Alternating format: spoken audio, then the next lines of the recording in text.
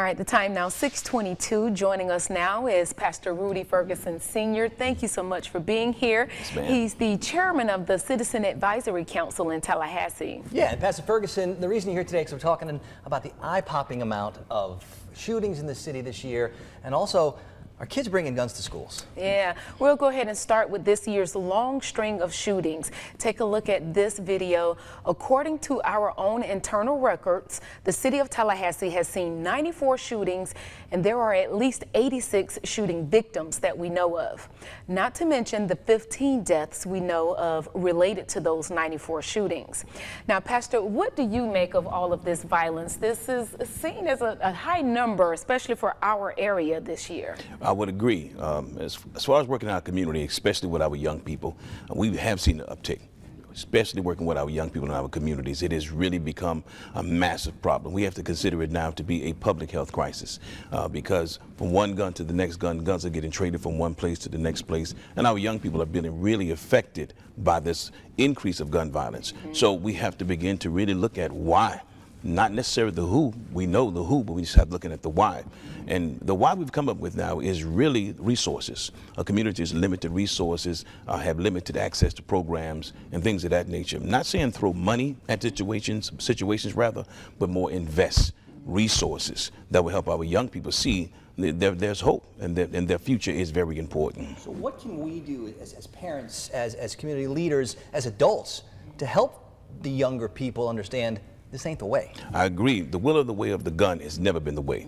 Parenting must always be at the forefront of anything dealing with our children. I believe that we have to go back to the old philosophy of a village. Oh, yeah. You know, working together, the schools, the teachers, the principals, law enforcement. This is why I played a major role working with our law enforcement agencies to bridge the gap between our law enforcement and our most vulnerable communities. That is very important. We have to stay the course at all times, and we have to really look at that one program, one policy won't fix this alone. We have to really come up with some very comprehensive strategies that would definitely impact and take a non-traditional and unconventional approach to what has been working. Do you think that some of the things that they're doing at the schools are helping at all? Because I mean, still, even this week, another student bringing a gun to a high school.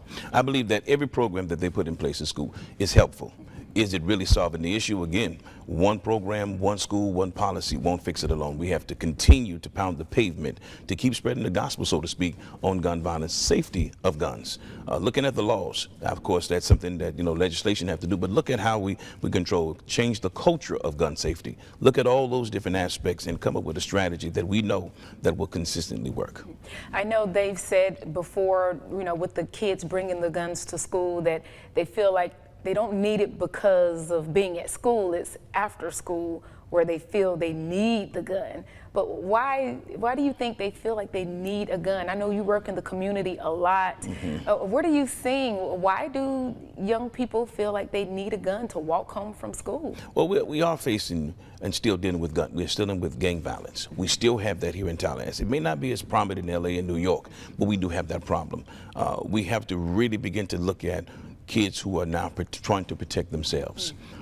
We still have a drug problem. We still have these other things going on in our communities. Again, going back to that word I use, resources, limited resources. Young people are looking for a way to protect themselves, and some are going to survive in the environment in which they're in. I know. I'm a resident, longtime resident of Griffin Heights community. It is one of the most impoverished communities, not just in Tallahassee, but in the state of Florida altogether. We have to really look at how did that happen, how do we fix that, and how we show our young kids that hope still lives. I just returned from the Florida Department of Juvenile Justice Restoring Hope Conference in Orlando, and it is very enlightening, and we have to bring more children there. We have to bring more kids there. They have to see that someone definitely cares about their lives. Why do you think it's important, or talk about how important it is for community leaders and members to have a good relationship with law enforcement when working on these issues? Oh, I definitely agree. Now, growing up as a younger man in the Griffin Heights neighborhood, the last thing I would do is associate with law enforcement. But as an older gentleman, as a father and grandfather, I realized that we have to work together because their job is to enforce the law. I love what TPD has done to really bridge the gap between law enforcement, in the community, as long as along with the sheriff, who played a role with the anatomy of a homicide. We already knew this, you know, just Tallahassee was shocked to know that. But nevertheless, working along with law enforcement, it shows that we are one. We're one Tallahassee, we're one community, and we can do this together as one. All right, well, it sounds good. I like to hear the hope, that you That's have. a good message. Yes. And so hopefully that hope can spread and we can make some changes in I the agree. community. All right, well, thank you so much. Yeah, for thanks for being getting up here. early with us. Yes. It's I can't go not- back. It's not for everybody. Right, I can't go back to sleep now. Getting an early start on the Yes. day. All right, stick around. We've got a lot more coming up right after this.